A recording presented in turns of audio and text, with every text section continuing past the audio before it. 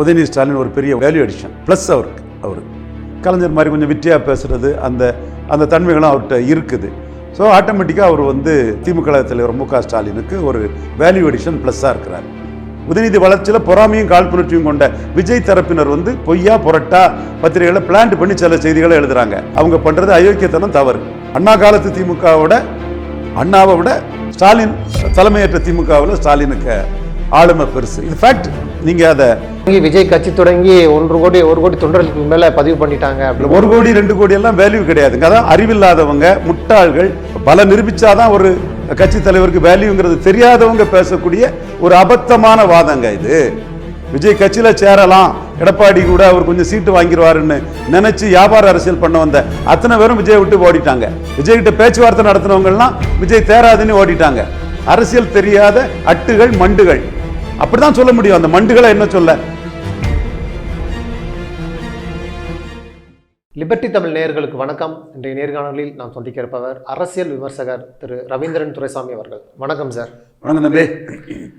இன்று தமிழக துணை முதல்வர் உதயநிதி ஸ்டாலின் அவர்களுடைய பிறந்த நாள். அவருடைய வளர்ச்சி குறித்து பல்வேறு கருத்துக்கள் இருக்குது. உங்களுடைய பார்வை என்ன? குறிப்பாக அவர் 2019 நாடாளுமன்ற தேர்தலில் அவருடைய பிரச்சாரம் ஒரு பெரிய விஷயமாக பார்க்கப்பட்டுச்சு. அந்த எய்ம் செங்கல் வச்சுக்கிட்டு அந்த பிரச்சார யுக்தி. 2021 போட்டியிட்ட தொகுதிகளில் வெற்றி பெற்று எம்எல்ஏ ஆனார். அதுக்கப்புறம் அமைச்சர், இப்போ துணை முதல்வர். அதாவது திமுகவை தவிர மற்ற எந்த கட்சியிலையுமே 2ஆம் கட்ட தலைவர்கள் இல்லை. ஆனால் திமுகவில் ஸ்டாலினுக்கு அப்புறம் உதயநிதி வந்துட்டார், அவருடைய வளர்ச்சி அபரிதமாக இருக்குன்னு சொல்லி ஒரு கருத்து இருக்குது. உங்களுடைய பார்வை என்ன சார்? மு.க. ஸ்டாலினுக்கு உதயநிதி ஸ்டாலின் ஒரு பெரிய வேல்யூ அடிஷன் ப்ளஸ் அவர். நான் திரும்ப சொல்கிறேன், ஸ்டாலின் காஸ்ட் நியூட்ரல் லீடர். இசைவாளர் சமுதாயம் காஸ்ட் நியூட்ரல். அவங்களுக்கு வேறு எந்த ஜாதியிலும் இருந்து இந்த ஜாதி ஆதிக்கம் வந்தால் நமக்கு டேஞ்சர், ஆபத்துன்னு எதிர்ப்பு கிடையாது. இதான் ஃபேக்ட்ரு. நீங்கள் கருத்தியல் அதெல்லாம் ஆயிரம் இருக்கும், கருத்தியலுக்கு மரியாதை உண்டு. பட் சோஷியல் மீட்ரியில் இதுவும் இருக்குங்கிறது தான் உண்மையான ஒரு சம்பவம், உண்மையான ஒரு செய்தி. இதை நாம் பதிவு பண்ணணும். மற்றவங்க இதை கூர்ந்து பார்த்து பதிவு பண்ண மாட்டாங்க. நம்ம கொஞ்சம் ஒரு டீப்பாக அனலைஸ் பண்ணக்கூடியவங்கிறனால இதை பதிவு பண்ணுறோம். ஸோ உதயநிதி ஸ்டாலின் சமூக ரீதியாக எந்த சமூகத்துக்கும் ஒரு த்ரெட்டுன்னோ ஒரு எதிர்ப்புன்னோ அவருக்கு கிடையாது. ஆட்டோமேட்டிக்காக அவர் திரைக்கலைஞர், கொஞ்சம் கலைஞர் மாதிரி கொஞ்சம் விட்டியாக பேசுகிறது அந்த தன்மைகளும் அவர்கிட்ட இருக்குது. ஸோ ஆட்டோமேட்டிக்காக அவர் திமுக தலைவர் மு.க. ஸ்டாலினுக்கு ஒரு வேல்யூ அடிஷன் ப்ளஸ்ஸாக இருக்கிறார். குறிப்பாக இப்போ அதிமுகவில் பார்த்தீங்கன்னா, இப்போ எடப்பாடி பழனிசாமி அவர்களுக்கு அடுத்து ஒரு தலைமை இல்லை, இப்போ அவர் மீதே ஒரு கேள்விக்குறி இருக்குங்கும்போது திமுகவில் உதயநிதி ஸ்டாலின் அவர்களுடைய வளர்ச்சி எப்படி இருக்கு பார்க்குறேன்? நீங்கள் அதை எப்படி பார்க்கணுமுன்னா, அண்ணா காலத்தில் உள்ள திமுகவிலே அண்ணாவை சேலஞ்ச் பண்ணாங்க, எம்ஜிஆர் சேலஞ்ச் பண்ணார். கலைஞருக்கும் அண்ணாவுக்கும் சில கருத்து வேறுபாடுகள் இருந்து, அப்படிப்பட்ட ஒரு கருத்து வேறுபாடு வந்த காலகட்டத்தில் நெடுஞ்செழியன் பொதுச் செயலாளராக இருந்தார். ஸோ பவுண்டர் லீடர் தான் பெருஞ்சர் அண்ணா பெருந்தகை. அப்படி இருந்தும் அந்த மாதிரி இருந்தது. அப்புறம் கலைஞர் திரும்ப அவர் 69 கலைஞர் கட்சிக்குள்ள தலைவராகும்போது மக்கள் திலகம் எம்ஜிஆர் இருந்தார், நெடுஞ்செழியன் இருந்தார். ஸோ அன்னைக்கும் ஒரு கூட்டு தலைமைங்கிற மாதிரி தான். கலைஞர் பெரிய லெவலில் இருந்தாலும் கூட எம்ஜிஆர் அப்புறம் வெளியேறின பிறகும் கூட கலைஞர்கிட்ட தோத்ததும் நெடுஞ்செழியன்லாம் டெசர்ட் பண்ணிட்டு போயிட்டாங்க. யார் டெசர்டர்ஸ், அதை விட்டுறலாம். கலைஞர்கிட்ட பவர் பொலிட்டிக்ஸ் பண்ணுறதுக்கு வீரபாண்டிய ஆறுமுகம், மதுராந்தம் ஆறுமுகம், செஞ்சி ராமச்சந்திரன், ஆசை தம்பி, இப்படி பலரும் கலைஞர்கிட்ட பவர் பொலிட்டிக்ஸ் பண்ணதுக்கே இருந்தாங்க. அப்புறம் கலைஞர்கிட்ட அந்த பவர் பொலிட்டிக்ஸே ஸ்டாலினை மையமாக வச்சு தான் நடந்தது. வைகோவுக்கு முன்னாடி உள்ள இந்த மாவட்ட செயலாளர்கள் இப்படி ஸ்டாலினை மையமாக வச்சு தான் வைகோ அந்த பவர் பொலிட்டிக்ஸே நடந்தது. இந்த பவர் பொலிட்டிக்ஸில் எல்லாமே ஸ்டாலின் வெற்றி பெற, ஸ்டாலின் திமுகவை கைப்பற்றும் போது சிங்கிள் பர்சன் பார்ட்டி ஸ்டாலினுக்கு ஒரு முடிவுக்கு எதிர்ப்பதற்கே யாரும் இல்லைங்கிற லெவலுக்கு அது அண்ணா காலத்து திமுகவோட அண்ணாவை விட ஸ்டாலின் தலைமையேற்ற திமுகவில் ஸ்டாலினுக்கு ஆளுமை பெருசு. இது ஃபேக்ட். நீங்கள் அதை கால வரனோடு அதை நீங்கள் ஆய்வு பண்ணி பார்த்தீங்கன்னா இது தெரியும். அந்த ஸ்டாலினுக்கு கட்சியில் உதயநிதி ஸ்டாலின் இளைஞரணி தலைவர், துணை முதல்வர்னு சொல்ல வரும்போது அங்கே எதிர்ப்புங்கிறதுக்குள்ள வாய்ப்பே இல்லை. ஏன்னா கட்சிக்குள்ள கலைஞரின் ஆளுமையை விட மு.க. ஸ்டாலினுக்கு ஆளுமை அதிகம். அதாவது கால மாற்றம், கால வரம். அதுக்காக நான் கலைஞரையோ மற்றவங்களையோ நான் கூட்டி குறைச்செல்லாம் பேச வேண்டிய அவசியம் இல்லை. அன்னைக்குள்ள காலகட்டம் அது. அந்த காலகட்டத்தின் பரிணாம வளர்ச்சி வரும்போது ஸ்டாலினுக்கு ஃபுல் எக்ஸிடென்சி கிடச்சிருது, ஃபுல் பவர் கிடச்சிருது. ஸ்டாலின் ஃபுல் பவரில் அந்த கட்சிக்குள்ளே இருக்கும்போது உதயநிதி ஸ்டாலின் வந்து ஸ்டாலினுக்கு டெலிகேட்டடாக பவராக இருக்கும்போது வந்து அது ஸ்டாலின் திமுகவுக்குள்ள கலைஞருக்கு திமுகவில் வளர்ந்ததை விட ரொம்ப லகுவான வளர்ச்சி வந்து உதயநிதி ஸ்டாலினுக்கு இருக்குது. பட் அவர் கட்சிக்கு ப்ளஸ் தான், ஒரு வேல்யூ அடிஷன் தான், அதில் எந்த மாற்றமும் இல்லை. இல்லை, விஜய் அவர்கள் வருகை தந்திருக்கிறாரு, சரியாக உதயநிதி வளர்ச்சியடையக்கூடிய சூழலில் விஜய் அவர்களுடைய வருகை இருக்குது, அவரும் இளைஞர்கள் அதிகமாக ஈர்க்கிறான்னு சொல்கிறாங்க. ஒருவேளை இந்த விஜய் உதயநிதிக்கு போட்டியாக மாற வாய்ப்பு இருக்குமா உங்களுடைய பார்வை? இது ஸ்டாலினுக்கு இணையாக யாரும் இல்லைங்கிறதுனால, ஸ்டாலினை யாரும் நெருங்க முடியாதுங்கிறதுனால, ஸ்டாலினுக்கு நிழலாக இருக்கக்கூடிய உதயநிதியை சொல்லியாவது நம்ம பப்ளிசிட்டி தேடுவோம், நெகட்டிவாட்டு பப்ளிசிட்டி தேடுவோம், எதிர்மறை சிந்தனையோட காழ்ப்புணர்ச்சியோட வன்மத்தோட உதயநிதி ஸ்டாலினை சொல்லி விஜய் தரப்பு தேரக்கூடிய ஒரு விளம்பர மலிவான விளம்பர அரசியல். இங்கே Stalin is calling the shots. ஸ்டாலினுக்கு ஒரு பலமாட்டு, ஒரு பக்க பலமாட்டு இருக்கிறது தான் உதயநிதி ஸ்டாலின். ஸ்டாலினே அது மக்களுக்கு பலமாக இருப்பாருங்கிற கருத்தை தான் ஸ்டாலின் அதை சொல்கிறாரு. ஸோ இந்த கம்பேரிசனுங்கிறது வந்து விதண்டாவாதமானது, காழ்ப்புணர்ச்சியும் வன்மமும் கொண்ட ஒரு மலிவான விளம்பர அரசியல் யுக்தி. அந்த யுக்தியில் பலரும் பலியாயிடுறாங்க. இங்கே அரசியல் பண்ணுறது முக ஸ்டாலின், எடப்பாடி பழனிசாமி, நாம் தமிழர் சீமான், மோடி சார்பாக அண்ணாமலை, இவங்க தான் இங்கே அரசியல் பண்ணுறாங்க. அப்படி இருக்கும்போது இந்த மாதிரிப்பட்ட ஒரு கம்பேரிசன் வர்றதே மலிவான ஒரு கீழ்த்தரமான விஜய் தரப்போட ஒரு விளம்பர அரசியல் யுக்தி தான். அடுத்த தலைமுறையை நோக்கி திமுக நகருது, அதனால தான் உதயநிதி வராரு. இப்போ விஜய் வந்து இளைஞர்கள் அதிகமாக இருக்கிறாங்க, அடுத்த தலைமுறை இளைஞர்கள் விஜய் பக்கம் தான் போவாங்க, அதனால டஃப்பாக இருக்கும் அப்படின்னு. விஜய் 0 வாட்டே ஆகி போயிடலாமாங்க, சீமான் ரெட்டை இலக்கத்துக்கு போயிடலாம், விஜய் ஒன்றும் இல்லாமலே போயிடலாமாங்க. இப்படி அங்கே கற்பனை அரசியல் பேசுறீங்க? விஜய்க்கு பலம் என்ன இன்னைக்கு? விஜய்க்கு சீமான் இன்னைக்கு சொல்லிட்டாரு 2000 கோடி தொடங்கி, விஜய் கட்சி தொடங்கி 1 கோடி தொண்டர்களுக்கு மேல பதிவு பண்ணிட்டாங்க. 1 கோடி 2 கோடி எல்லாம் வேல்யூ கிடையாதுங்க. அதான் அறிவில்லாதவங்க, முட்டாள்கள், பல நிரூபிச்சாதான் ஒரு கட்சி தலைவருக்கு வேல்யூங்கிறது தெரியாதவங்க பேசக்கூடிய ஒரு அபத்தமான வாதங்க இது. இப்போ சீமான் 2000 கோடி எனக்கு வேண்டான்னு சொல்லிட்டு தனிச்சு நிற்கிறேன்னு சொல்றாரு. விஜய் தனிச்சு நிற்க போறாரா, எடப்பாடி கூட கூட்டணி வைக்கிறது கட்சி ஆரம்பிச்சிருக்கிறாரா? அதை அவருன்னு தெளிவுபடுத்தலையே. எடப்பாடி என்ன சொன்னார்? விஜய் கூட்டணி சேர்ப்பீங்களாம் கேட்டதுக்கு 26 தெரியும்னாரு. 48 மணி நேரம் விஜய் பதில் சொல்லலை. நான் வீடியோ இருக்கு காட்டுறேன், விஜய் ஏன் பதில் சொல்லலைன்னு நான் கேட்குறேன்.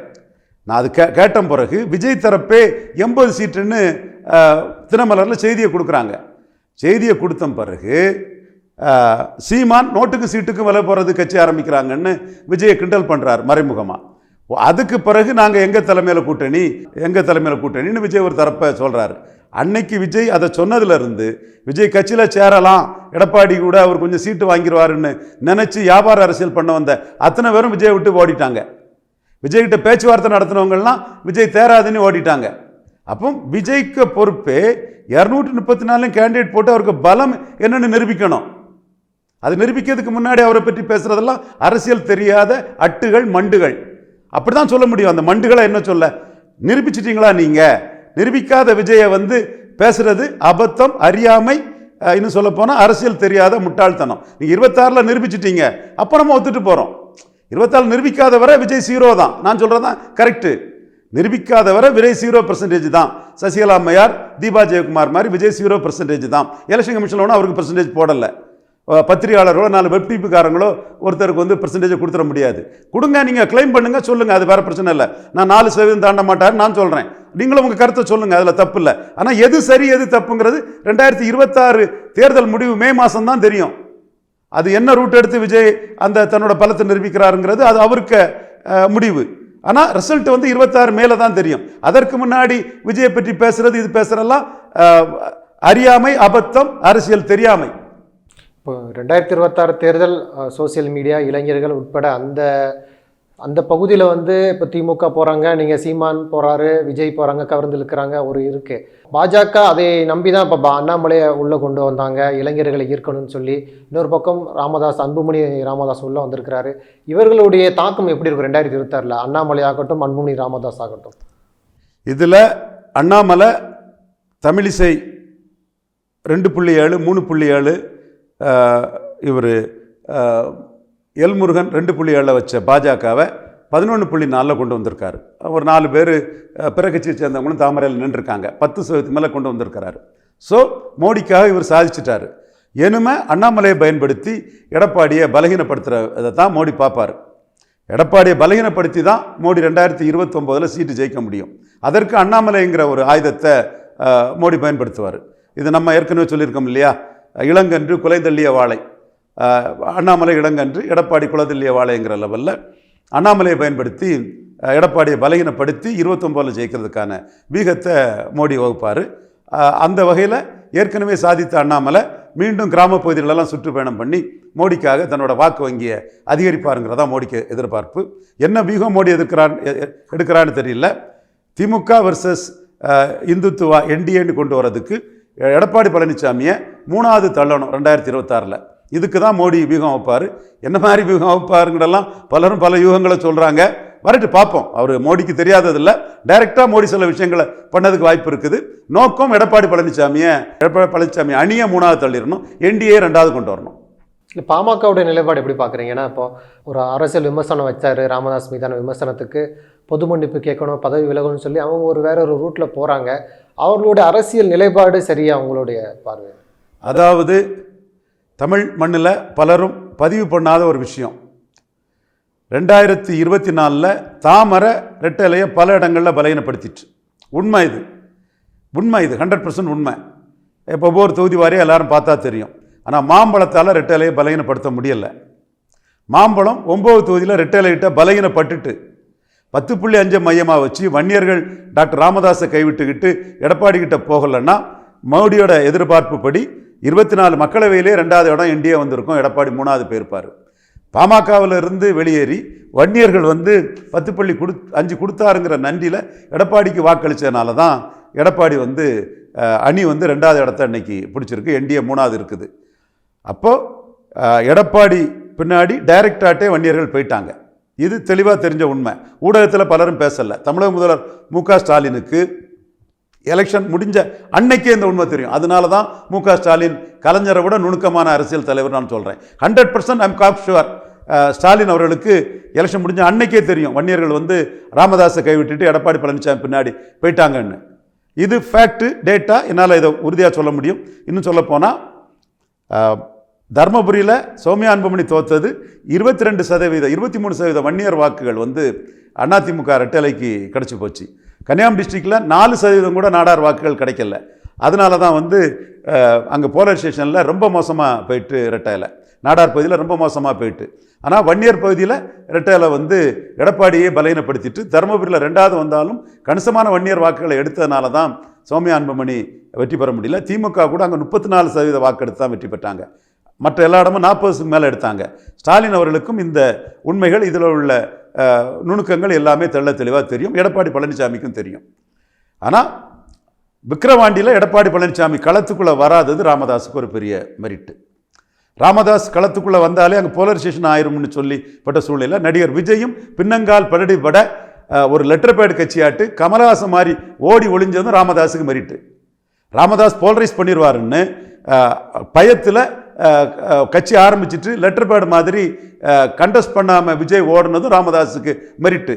விஜயகாந்த் அந்த மாதிரி பண்ணலை. இடைத்தேர்தலாம் முடிஞ்ச முறை தான் கட்சி ஆரம்பித்தார்.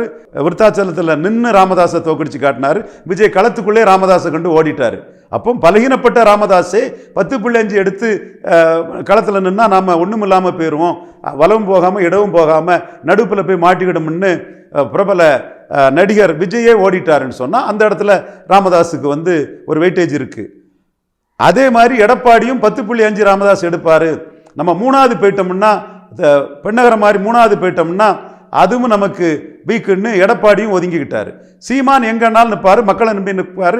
நான் கலைஞர் நம்பியோ, ஜெயலலிதாவை நம்பியோ, எடப்பாடியை நம்பியோ, ஸ்டாலினை நம்பியோ, மோடியை நம்பியோ கட்சி ஆரம்பிக்கல. மக்களை நம்பி கட்சி ஆரம்பிச்சுன்னு சொல்லக்கூடியவர் மக்களுக்காக நின்றுட்டார். எடப்பாடியை நம்பி கட்சி ஆரம்பிச்சிருப்பாரோ என்னவோ தெரியல. நடிகர் விஜய் இடைத்தேர்தலில் நிற்கல, ராமதாஸை கண்டு ஒதுங்கிட்டார். ஸோ ராமதாஸுக்கு அந்த மெரிட்டு இருக்கத்தான் செய்யுது. மக்களவையில் விழுந்தாலும் அந்த மெரிட்டு இங்கே வந்துட்டு இப்போ இந்த விஷயத்தின் மூலமாக தன்னை நிலைநாட்டதுக்கு பண்ணுறாரு. பாலு எல்லாம் பெரிய போராட்டம் நடத்தி பேசிகிட்டு இருக்கிறாரு. பல இடங்களில் அந்த போராட்டம் நடக்குது. எடப்பாடி கிட்ட இருந்து இழந்த அந்த வன்னியர் வாக்குகளை விக்கிரவாண்டி ஒரு ஹெல்ப்பை பண்ணி கொடுத்துருக்குது. அடுத்து இந்த மாதிரிப்பட்ட விஷயமும் ராமதாஸுக்கு ஒரு ஹெல்ப்பை பண்ணி கொடுக்கலான்னு எதிர்பார்க்கப்படுது. அண்ணாமலை இதற்கு அறிவிப்பு கொடுத்துருக்கிறாரு. எடப்பாடி அறிக்கை கொடுக்கல. காரணம், தான் ராமதாஸ்கிட்ட இருந்து பெற்று ராமதாஸ்கிட்ட நான் 10.5 மூலமாக எடுத்து வச்சிருக்கக்கூடிய வன்னியர் வாக்குகள் இதில் ராமதாஸுக்கு அறிக்கை கொடுத்தா அவர் பின்னாடி போயிடுமோன்னு எடப்பாடி இதில் பேசலை. அண்ணாமலை என்டிஏக்கு ராமதாஸ் தேவைன்னு அந்த அறிக்கையை கொடுக்குறாப்புல. இதுதான் இதுக்குள்ளே உள்ள பின்னணி அரசியல்.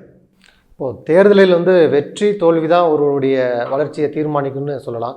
இப்போ உதயநிதி அவர்களை ஏற்றுக்கொள்ளக்கூடிய மக்கள் ஏன் இப்போ அன்புமணி ராமதாஸ் ஆகட்டும் அண்ணாமலை ஆகட்டும் அந்த தேர்தலில் தோல்வியை கொடுக்குறாங்கன்னு நீங்கள் பார்க்குறீங்க? உதயநிதி ஸ்டாலின் இங்கே ஸ்டாலினுக்கு வேல்யூ அடிஷன் தான். ஸ்டாலின் தான் அங்கே லீடர். இது விஜய்ங்கிற ஒரு வன்மத்திலும் காழ்ப்புணர்ச்சியில் உள்ள விஜய் தரப்பு போடக்கூடிய சதி வலையில் நான் விட தயாரில்லை. வாரிசு அரசியலுங்கிற ஜனநாயகத்தில் மக்கள் ஏற்றுக்கிட்டால் தான் எல்லாமே. லட்சுமி சிவபாரதி ஏற்றுக்கல, ஜானகி ஏற்றுக்கல, பலரையும் ஏற்றுக்கல, பலரை ஏற்றுக்கிட்டாங்க. அது ஜனநாயகத்தில் மக்கள் தான். மீண்டும் மீண்டும் நான் சொல்கிறேன், Stalin alone can do and undo things in DMK. He is stalling that shots. ஸ்டாலினுக்கு ஒரு பெரிய ப்ளஸ் உதயநிதி வளர்ச்சியில் பொறாமையும் காழ்ப்புணர்ச்சியும் கொண்ட விஜய் தரப்பினர் பொய்யா புரட்டா பத்திரிகைகளை பிளான்ட் பண்ணி சில செய்திகளை எழுதுகிறாங்க. அதை பொறுத்தளவில் அவங்க பண்ணுறது அயோக்கியத்தனம், தவறு. நன்றி சார். நிறைய நல்ல பயனுள்ள தகவல்களை நேயர்களுக்கு சொல்லியிருக்கீங்க. உங்களுடைய நேரத்துக்கு மிக்க நன்றி. நன்றி.